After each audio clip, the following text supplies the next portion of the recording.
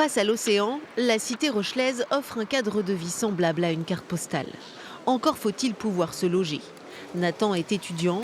Avec un colocataire, le jeune homme loue depuis 1 an et demi cet appartement du centre-ville. Mais avant de mettre la main sur ce logement, 3 semaines de recherches intensives et le démarchage de plus de 25 agences ont été nécessaires. Je m'attendais pas du tout à ça, parce que j'étais à Nantes les années d'avant et c'était déjà difficile à Nantes, mais il y avait beaucoup d'offres quand même. Donc en fait, en étant rapide, ça suffisait à avoir des chances d'obtenir un logement. Mais à La Rochelle, c'était démoralisant le fait de vraiment pas avoir beaucoup d'offres. Des difficultés à se loger en partie dues à l'explosion du nombre de meublés touristiques. Aujourd'hui, La Rochelle compte près de 6000 logements de ce type.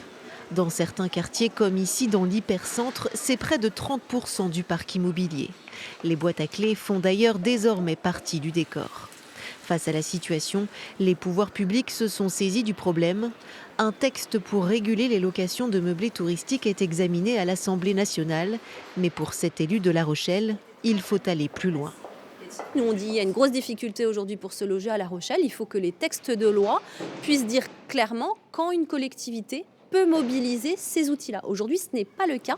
Parmi les mesures du texte examiné à l'Assemblée nationale, la réduction de l'abattement fiscal pour les propriétaires, l'obligation de fournir un diagnostic de performance énergétique ou encore l'obligation de déclarer officiellement son meublé touristique aux collectivités locales.